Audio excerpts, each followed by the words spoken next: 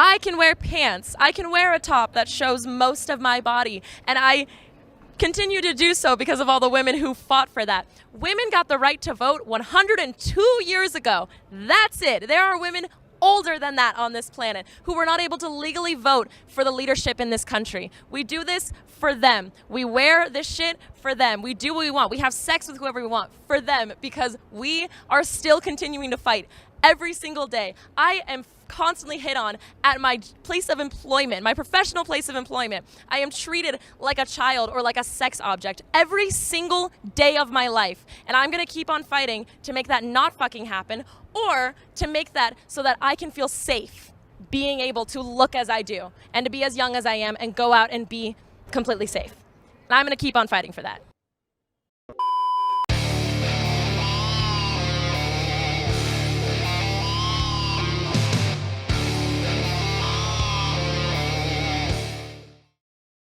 Yo, what is going on, guys? It is Taylor The Fiend back again with another response video. And guys, before we jump into today's episode, don't forget to subscribe on your way in, and don't forget to subscribe to our newest member of Fiend Gang, Detective Warg. His channel will be linked in the video description. But without further ado, let's jump into the rest of today's video.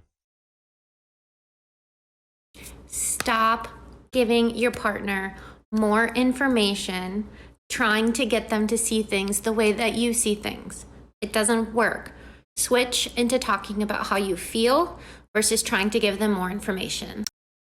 This is why you never go to a marriage therapist, guys. This is why you don't go to relationship counselors. This is why you don't go to marriage counselors, because they give advice like this. Rather than solve any actual issues in your relationship with a logical, pragmatic discussion, let's sit around and distract each other talking about how we feel so nothing gets done. Have you guys ever tried to bring up an issue that you have with your partner only for them to talk about their emotions and how that makes them feel, and before you know it, the entire conversation is derailed and nothing happens? Welcome to marriage therapy, guys, where men are given lists based off of how women feel. Let's continue. What's absolutely crazy to me is that I have dated guys where I've had to ask them to treat me correctly. I've had to request that they do the right thing. Yeah, and I'm not surprised at all, because this is what dating in 2022 looks like, guys, is no matter how much these women complain about it, these strong and independent, empowered women who are womanists at heart, guys, they are so strong, yet they have to be driven everywhere. You know, these types of ladies out here, when they're talking about their dating life and they're saying, I just can't believe that I have to ask a man to treat me correctly. Yeah, of course you do, because you choose the men who treat you incorrectly. That's funny, right? And the funny thing is, the dudes who would treat you well, they're actually being conditioned by your dumbass TikToks to come along and to no longer be chivalrous for you. Because why should a man come along and treat you well knowing that you choose men who treat you poorly? Can you guys imagine, right? You're the father of a woman like this, and she's on TikTok talking about how she has to beg men to treat her properly. You have not done your job as a father. And thank you to Womanism, guys, for all of these smart, strong, and empowered ladies out here who jump from dude to dude. Very liberating. Treat me correctly. I've had to request that they do the right thing. It just feels so embarrassing to me because why would I do that? Why did I do that for so many people? Because you're clueless.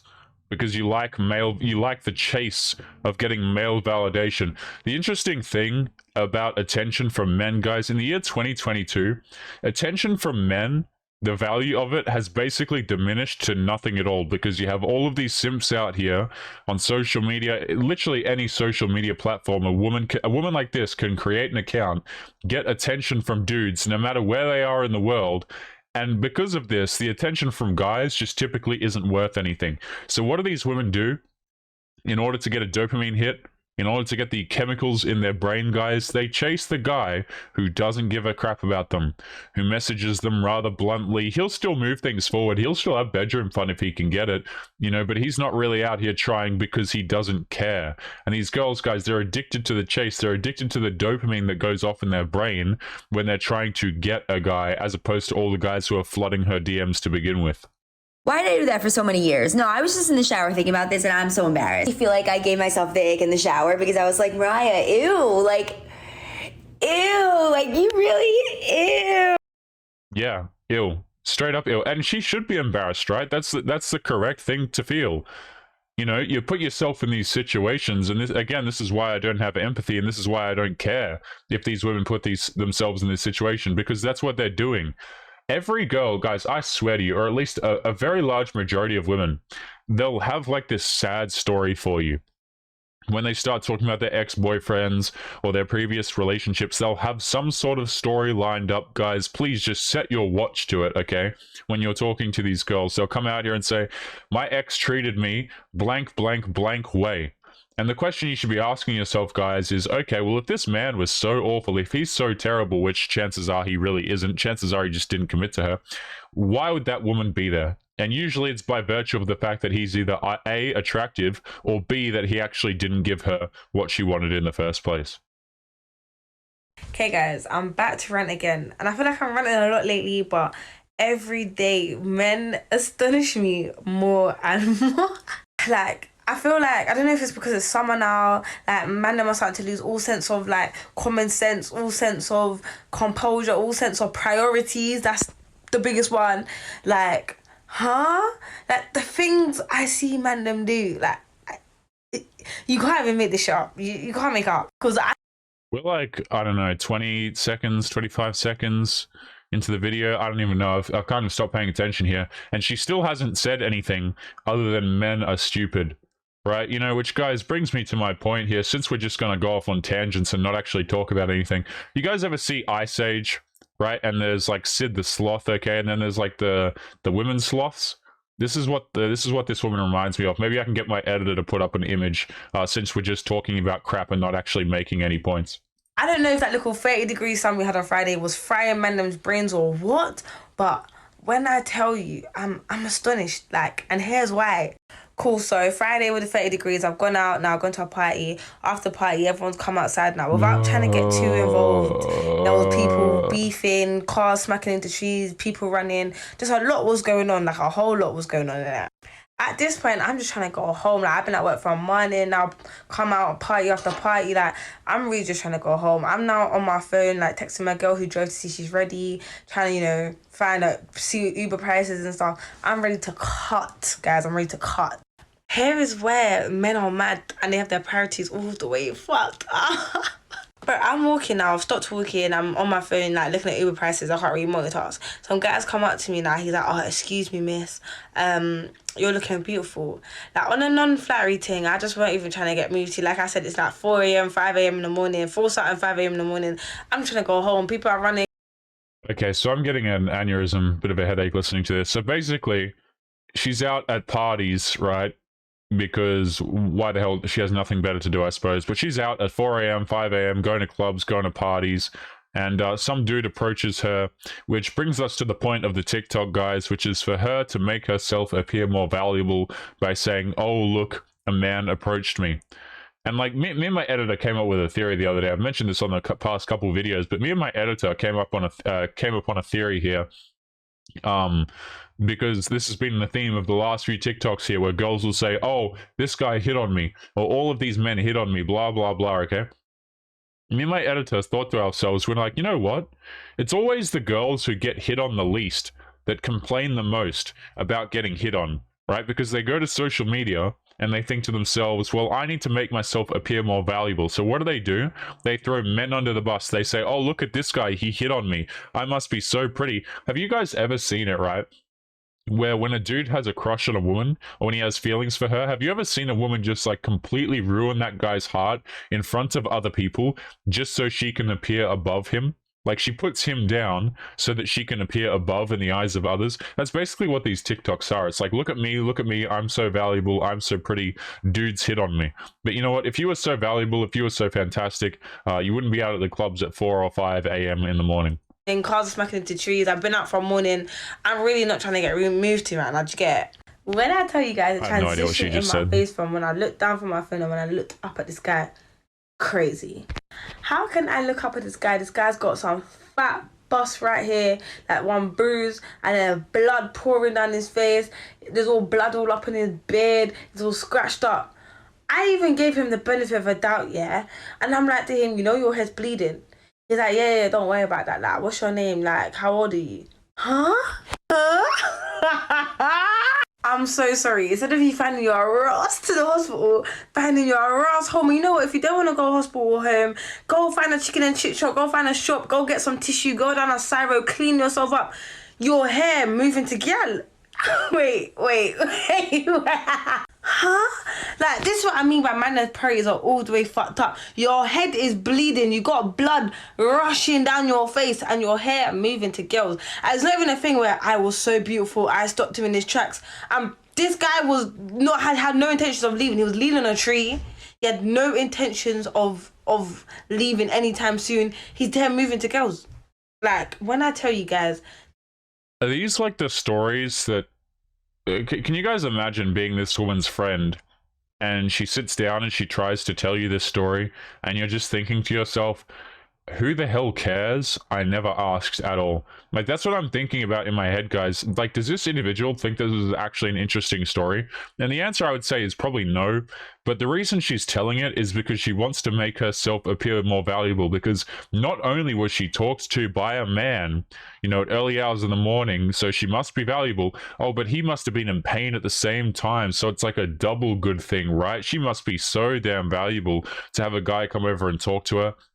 It always amazes me how, like, girls will think it's a flex, right, when they have like 2,000, 5,000 or 10,000 Instagram followers, especially when most of them are thirsty dudes. It's not a flex. Like, when there's all these dudes hitting on you, especially at 4 or 5 a.m. in the morning, that's not a flex. It's actually the opposite. I don't know about you guys, but when I see women with like 3,000 followers on Instagram, I just think they're absolutely clueless. I really do. Like, I think a lot of dudes, if they're choosing to go out there and date, would unironically choose a woman with like 50 followers with a private account over some quote-unquote baddie who has 2,000 followers and is chased by every dude in her city. It's not interesting. It's not appealing. this is the definition of man them having their priorities all the way fucked up. It's crazy. I'm astonished. In this life, you can't make this shit up. Like, ladies, yet again, stay woke. Yeah, stay woke, guys. What even is that? I can wear pants. I can wear a top that shows most of my body. And I continue to do so because of all the women who fought for that. Women got the right to vote 102 years ago. That's it. There are women older than that on this planet. Isn't this woman like literally a quarter of that amount of time? And let's just back up a second here. So this woman dresses like a 304 to honor her womanist ancestors. Is that what she's talking about here? Really? Like, is this really the strong and empowerment that womanism was supposed to mean? If so, guys, I am, wow, absolutely. Good job, womanism, guys. All of these strong and empowered ladies out here just jumping from dude to dude, wearing questionable things out on the town. We can thank womanism for that one. Who were not able to legally vote for the leadership in this country. We do this for them. We wear this shit for them. We do. Wait. So you go out clubbing dressed like a 304 for the people who got your right to vote? I don't know about you guys, right?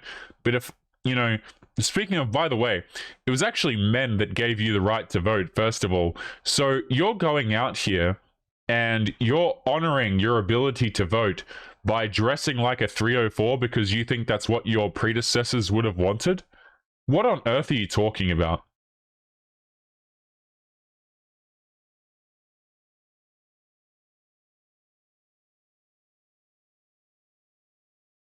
I can wear pants. I can wear a top that shows most of my body. And I continue to do so because of all the women who fought for that. Women got the right to vote 102 years ago. That's it. There are women older than that on this planet who were not able to legally vote for the leadership in this country.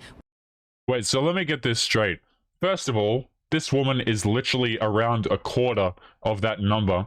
Second of all, you're telling me that you go out to the clubs dressed like a 304 because your womanist predecessors gave you the ability to vote, which, by the way, it wasn't actually them that gave you the ability to vote. It was the men that gave you the ability to vote. But, you know, looking back, you choose to dress like a 304. That's what you choose to do with your quote-unquote liberation. I tell you what, guys, these women are incredibly ingenious out here, strong and empowered, going out, seeing random dudes and having hookups with dudes at the clubs. Absolutely fantastic. You know what? Womanism is a fantastic thing, guys. Strong and independent are fantastic things. If you're out here looking specifically for 304s. Yo guys, it's Taylor here. Just want to say thank you if you made it to the end of today's episode. Before you go, remember to subscribe to our other Fiend Gang members. Their channels will be linked in the video description. Our newest member is Detective Warg, so make sure that you go and show him some love. He's putting out daily content for you guys. Also, one of the characters I use and also a lot of our thumbnail artwork is done by an artist called The Gecko Ninja. He's absolutely fantastic, and his socials are going to be linked in the video description as well if you want to commission him for some amazing art. Otherwise, take it easy, gents, and I will see you all in the next episode. Peace.